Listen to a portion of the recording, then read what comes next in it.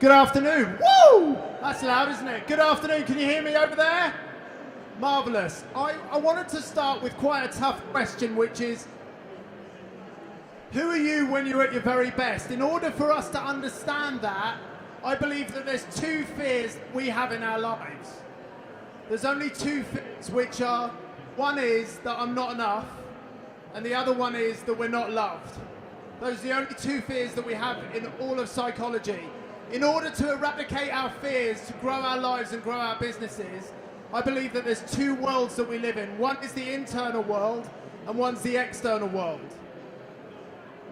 The external world is what? It's skin out, it's everything outside of us. Our internal world is our feelings, our thoughts, our values, our beliefs.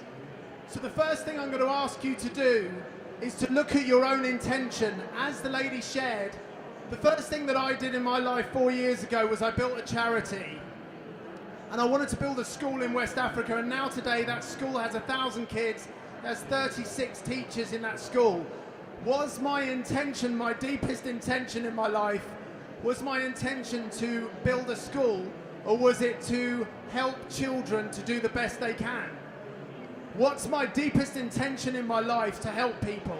So my first question, in order to eradicate your fears, is what's your intention for your life? What's your deepest intention? So what I'm going to ask you guys and girls to do this afternoon is to find just for a couple of minutes next to you and talk about why are you here? What's your deepest intention for your business? I'm just going to give you 2 minutes to find somebody else next to you and talk about what your deepest intention is in your life. So I'll give you 1 minute. What's your intention? What do you want to achieve in the next 10, 15 years? Go for it, just 1 minute.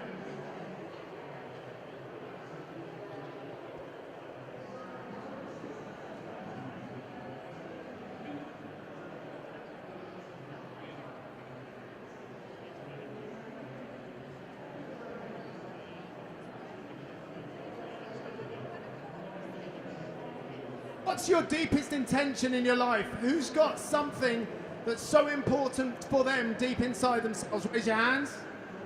Is your intent? Yes, sir. It's basically just to help to get to a point in your own life where you can help others closer to you and around you. Okay, so the gentleman said to get to a point. What's your name, by the way, sir? Jesse. So Jesse shared that his intention is to get to a place in his own life where you can help other people. So my question to that is, Jesse, is what needs to happen in your own life in order for you to get to a place where you can then help others? What needs to happen for you to be in that place? Have to generate income and wealth in order to survive and increase prosperity in yourself and the people around you. Unfortunately, it comes down to wealth. Okay, so in order for you to help other people, you need to generate income. Okay, anything else? Happiness. Yeah, so here's the interesting thing for me is, where does money live? Does money live inside us or outside of ourselves? Guys, outside of ourselves, right? So in order for me to generate more money, where am I? Do I have to improve my outside world or my inside world in order for me to make more money? Inside or outside? Shout it out to me. Inside or outside? Yeah, it's inside. So this is all I have. What I've realized in the last decade of my life is that learning and education is within me. Socrates said learning is remembering. We have to work on our inside in order to create wealth outside. So Gandhi said, be the change that we want to see in the world. That's very true. So all I have in my life is myself. I think we've got so much media stimulation, we're trying to get all of our answers from outside ourselves. The only thing that I have is this. This is all I have. I don't have anything outside myself. Over there, we've got millions and millions of people trying to find the answers for their wealth, emotionally, spiritually, psychologically, financially, outside of ourselves, rather than looking inside ourselves. So we know through hundreds and thousands of years, the only cultural differences that we have is in Africa, people start, in India, in the Far East, people start within themselves rather than outside themselves for wealth. And in 10 years of inspirational speaking, I've coached, I'm very fortunate, I've delivered over 500 speeches to audiences around my world. What I know to be true is that every single leader eventually understands that we need to go within. in order to create the wealth outside of ourselves. How do we do that? To me, it starts with our purpose. So if we're constantly looking for wealth outside of ourselves, we get buffeted around all over the place. The media stimulation, my kids, how many of you are parents? Any of you parents? Okay, great. So for our kids, when we were kids, we probably had 10 people telling us who we need to be in our lives. We probably had 10 people a day tell us who we need to be. How many times does somebody on social media or traditional media tell us who they want us to be today in 2014? Hundreds of people are telling us what to do, what to tweet, what to Facebook, what to Bebo. Who do we need to be in order to fit into all of these people? What about what I feel that I need to be? So instead of looking outside myself, I've got to look inside. How do I do that? To me, it starts with my purpose. There is one thing that a human being wants, I feel. There's only one thing. All I want in my life is to feel something. I believe that we're all the same. All we want to do is feel. We either want to feel safe, we want to feel significant, we want to feel love. All we want to do is to feel. So in order to understand what we need to feel, we need to start with our purpose. What's our reason for living?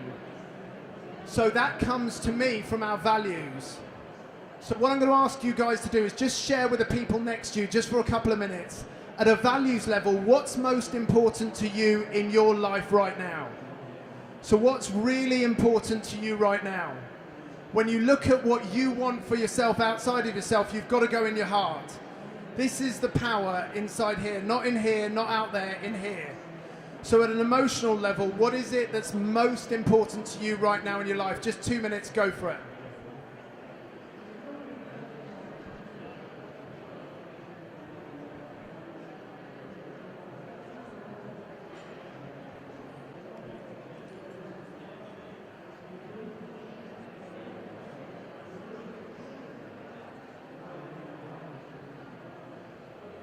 Okay, guys. All right, very good. So what's most important to you in your life? Go for it. Truth, the honesty. Truth and honesty. Okay, fantastic. Anything else? No, security, I guess. Okay, so truth, honesty, security. Please, can I have your name? Melissa. Okay, thank you, Melissa. So our values live in our heart. Our beliefs live in our head. So in your heart, Melissa, it's truth and honesty. So for me, that's where it starts. Are we needing, in order to live our values at the highest level, do we need to live truth and honesty and be honest to other people or to ourselves? Which one's most important? To ourselves. Is it easier for us to tell the truth to somebody else or tell the truth to ourselves? Yeah, absolutely. It's easy for us to tell the truth to somebody else. But to tell the truth to ourselves about what's most important to us, that's tough. So my question is, as leaders, when you look at yourself, how true are you being to yourself? How much are you telling your own truth as to what you really, really want and need in your own life? And to me, that's the work that we need to do. As a child, we're open to everything. Traditionally, even genetics, ecological, when we're 3 or 4 years of age, we're open to anything and everything. As we grow older and older, we create layers in front of our heart that stop us to look at what's most important to ourselves, and those layers push to other people. So it's very easy at a cognitive or intellectual level to tell the truth to others. But to tell the truth to our own self, we have to go deep. And in order for us to tell the truth to ourselves, we need to understand who we are at our very best, our identity, our core. And to me, that is the work that Melissa and all of you guys have done. Step 1 is to understand what your values are. Step 2 is, are you living them at the very highest level for yourself or for every other bugger? So if you look at honesty, integrity, health, compassion, passion, trust, we have hundreds of values in our heart. The question is, are you guys living those values at the deepest level? When people talk about leadership, I say to them, what is leadership? Most people will tell me that it's one thing, it's trust. Leadership is down to one thing, it's about trust. If you trust yourself at the deepest level, people will follow you. So how much do you trust yourself? How much do we know ourselves? In order to create trust in ourselves, we have to live our values at the highest level inside ourselves. If you live honesty and truth the way that you want it, if you feel that the most important thing for you right now is passion, how passionate are you? If it's integrity, how much integrity do you have? If it's health, how healthy are you? If you feel that health is really important, how healthy are you? So to me, to lead other people, we need to be living our values at the deepest level. I'll tell you a real quick story.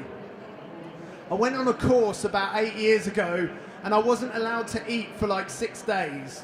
And there was just water, and they put all the nutrients inside the water. And they asked us to detox for 6 days. Who's done a detox? Anybody done a detox? Okay, great. So when we create a detox, sometimes we shiver, and they say it's exploding all the acid out of our system, so we alkalize ourselves. So they were asking me to detox.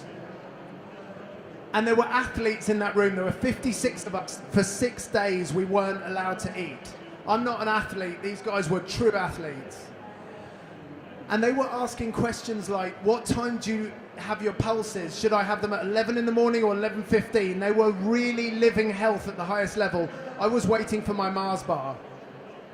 So I wasn't living health at the level that those guys were living health.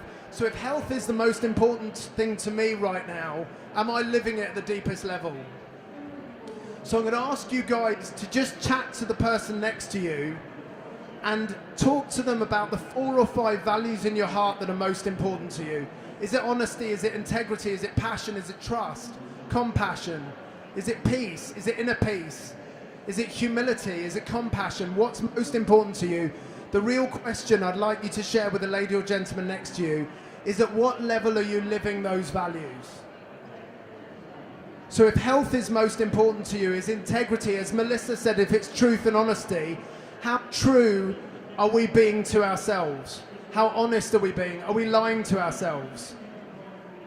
If health is the most important thing, how healthy are you? If you know that health is the most important thing, and all of your team know that health is the most important thing, and you're living health at the deepest level, they'll start to live health. You'll be a picture of health. If you say, live health, and then you go and have a quiet cigarette, we know what happens. So here's my question. At what level are you living your values? 2 minutes, go for it.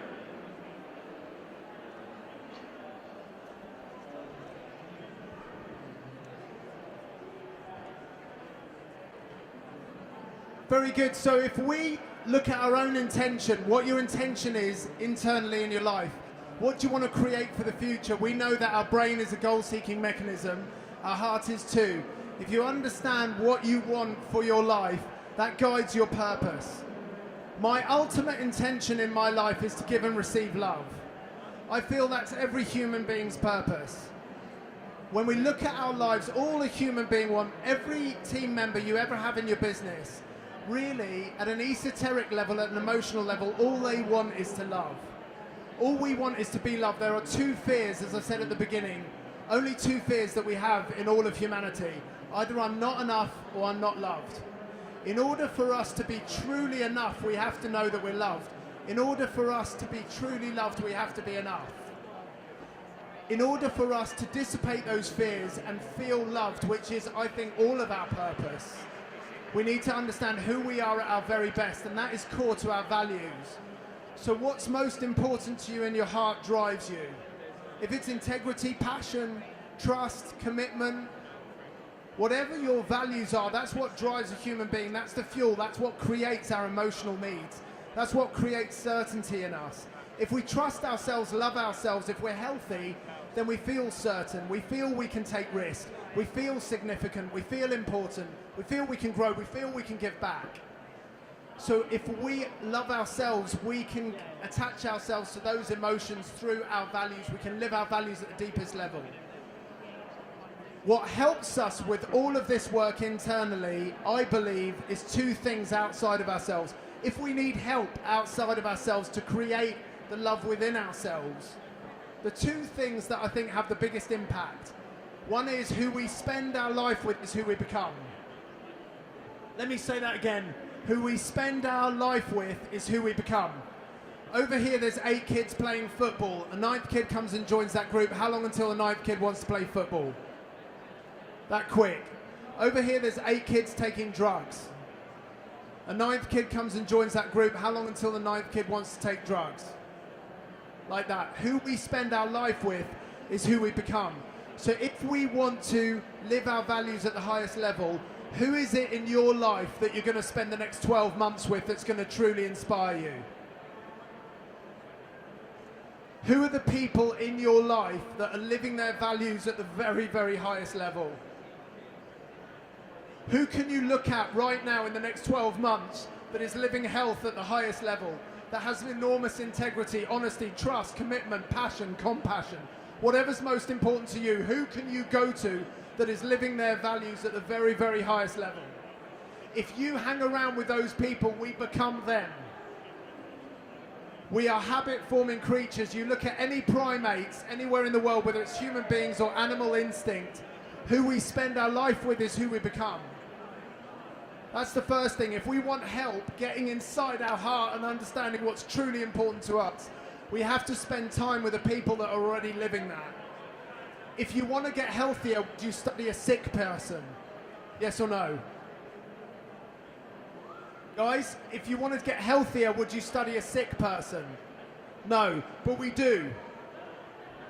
If we wanted to get rich, would you study a poor person? But a lot of us ask our friends who haven't got any money how we should get rich. So it's about, if we want something in our life, we have to spend time with the people that are going to create it, that are already living it. That's number one. Number two is, to me, is what we read. If we read challenging stuff, we challenge ourselves. If we watch EastEnders or you know, sit in front of the TV, or we read bad press, then that's what gets created, and that's what we create in our affirmation. So the two things that can strip us bare and create more value for ourselves is, number one, who we spend our life with. Number two is what we read or what we look at. Do we spend our lives on Facebook, or do we read poetry? It's just a choice. It creates a different dynamic. Maybe there's poetry on Facebook, maybe you can do both. But we need to create who we spend time with, and what we read will create great momentum in ourselves. So to me, we start with purpose. Then we start with identity. Who are you when you're at your best? Then we go to a level of values. What's most important to you? And are you living what's most important to you at the highest level? Whether it's honesty, as Melissa says, whether it's truth, whether it's trust, commitment, passion, are you living that at the highest level? In order for us to do that, not just for ourselves, for others, we need to spend time with people that can really grow us. So finally, I want to finish with a poem. So I write a lot, and what I wanted to do is, last summer I wanted to capture all the spiritual learning that I've learned. And really, for me, what helps us to live our values and our beliefs and our identity and our purpose at the highest level is also going to remote cultures. So if you have an opportunity somewhere in the world, even in this country, to go and spend 2 or 3 days in meditation every year, to go and challenge yourself in Africa, India, and South America. I take groups to the Amazon. We go to Ecuador and we spend time with the Shwa community there. They live with their spirit. They live inside out, not outside in.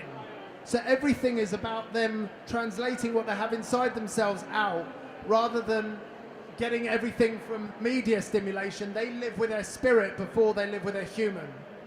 So to spend time in those environments, or just go to a monastery or something, spend some time in reflection, and that really helps us to grow. So I'm going to end this with a poem that I wrote about a year ago, and it kind of summarizes this huge spiritual journey, which is really starting with your intention, then your purpose, and who you guys are at the deepest level, and what your values and beliefs are, what really matters to you. Because I know so many people that have made it financially, and they're not fulfilled at a feeling level. They're not what we, you know, they're not A lot of people, of course, there's billionaires that are happy and there's billionaires that are miserable and there's people that are poor that are happy. But when we ask everybody what's important to them, do they want achievement or fulfillment, and they have to choose, everybody's going to take fulfillment. Achievement is a science, fulfillment is an art. So achievement we can learn outside of ourselves. It's a science. If we want to just achieve and that's it, and we just want the dollars, then we can go to everybody outside of ourselves and they'll show us the way. If we want to be happy and fulfilled in our lives and achieve, we have to go in here. So I'm going to read this poem to you guys. It's called Our Heart.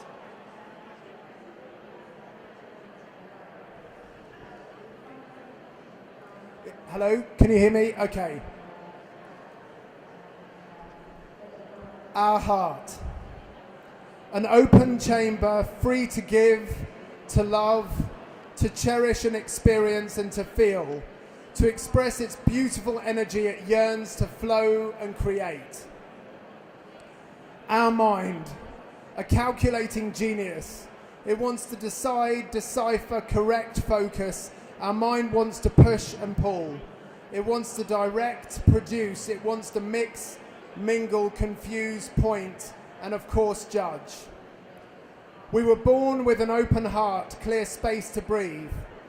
We were free from obstruction to really move and stretch.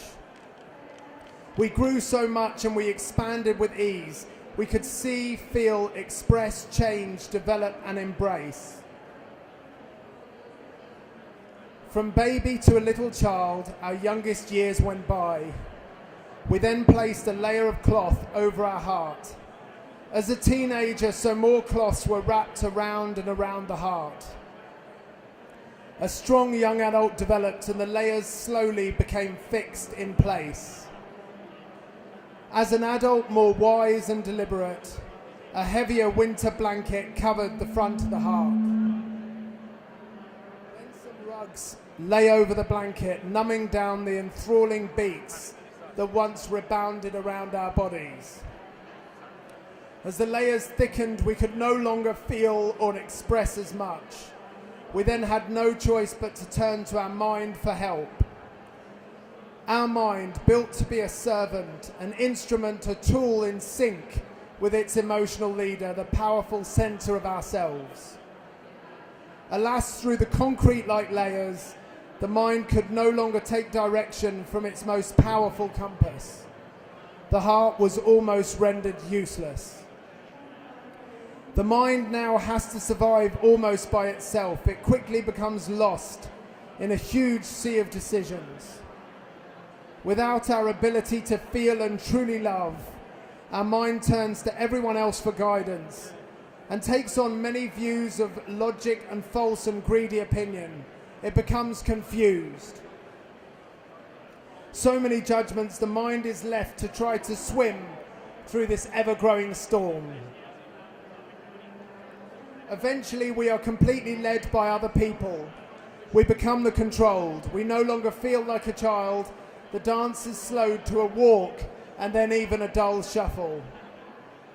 In order to once again find our center, our sunrise, our beat, our rhythm, our love, our happiness and desires, our song, we truly must be with nature, with children, with the birds, to open our hearts once again and to breathe and hug and hold each other, to love everything and everyone, and to meditate and feel the beat of the earth's drum. The layers of pain will then be destroyed, ripped into a million pieces, and once again we will feel, will really feel, will be alive, powerful beyond measure, free, true, open to explore who we really are, a child of the universe, a beating soul that once again that sings so loud and clear. Once again our heart will be with the wind in our sails and our mind the rudder that chooses the path on our never-ending magnificent journey with love and light.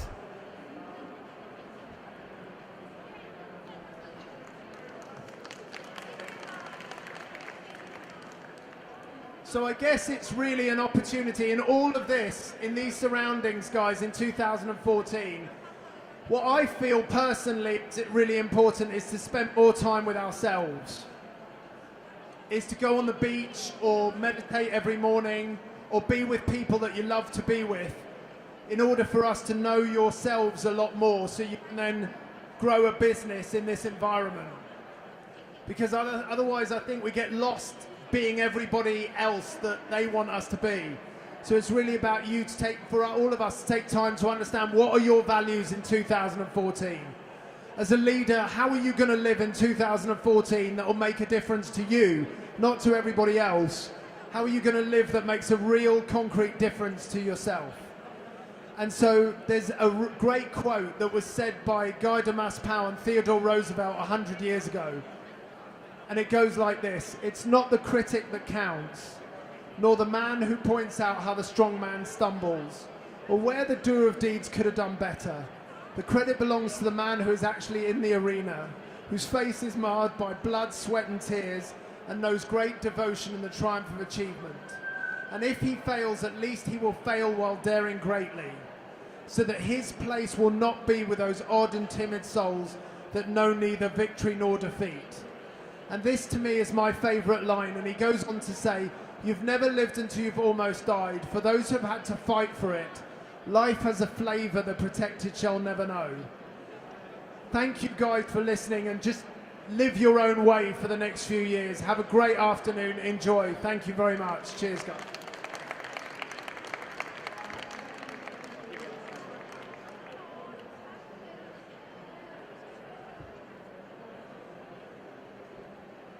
Do you guys have any questions? No, you're all good? I'm here anyway. If you want to chat to me, I'm here. Thank you very much, guys. Thank you.